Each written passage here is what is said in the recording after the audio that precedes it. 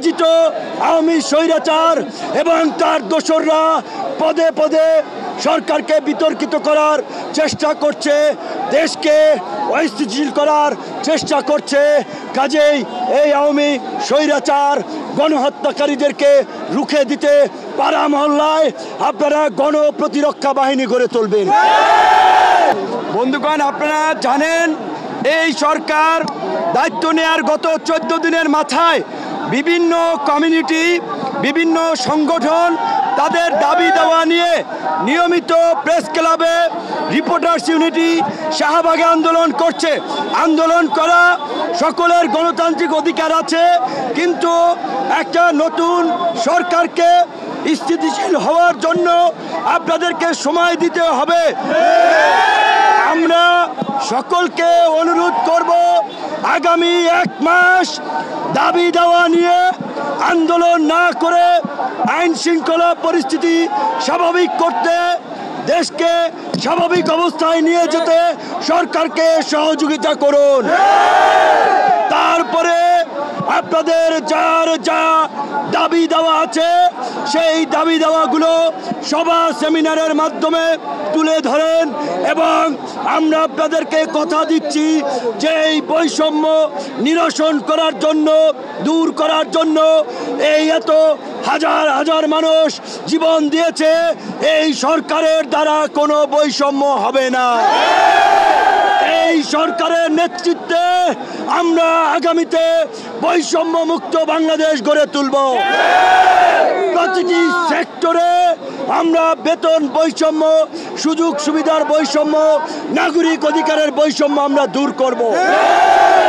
এই সরকার আমাদের সমর্থিত সরকার, আমাদের চাহিদার সরকার। কাজেই এই সরকারকে সফল করার জন্য আগামী 1 মাস কোনো ধরনের দাবি দেওয়া নিয়ে আন্দোলন না করে সরকারকে স্থিতিশীল করার জন্য আমাদেরকে সহযোগিতা করতে হবে। একটা বিষয় আপনারা লক্ষ্য করেছেন, আমাদের প্রবাসী ভাইয়েরা গত 24 দিনে বাংলাদেশে 21,000 কোটি টাকা রেমিটেন্স পাঠিয়েছে। এই যে প্রবাসীরা বৈধ চ্যানেলে রেমিটেন্স পাঠিয়ে দেশের অর্থনীতিকে শক্তিশালী করছে, একইভাবে দেশের মধ্যে থেকে আমাদেরকেও সরকারের স্থিতিশীলতার জন্য সহযোগিতা করতে হবে। এবং পরাজিত আওয়ামী স্বৈরাচার এবং তার দোসররা পদে পদে সরকারকে বিতর্কিত করার চেষ্টা করছে, দেশকে অস্থিতিশীল করার চেষ্টা করছে। কাজেই এই আওয়ামী স্বৈরাচার গণহত্যাকারীদেরকে রুখে দিতে পাড়া মহল্লায় আপনারা গণপ্রতিরক্ষা বাহিনী গড়ে তুলবেন। এই বাহিনী এই পরাজিত ফ্যাসিস্ট শক্তিকে নির্মূল করার জন্য কাজ করবে। ধন্যবাদ সবাইকে।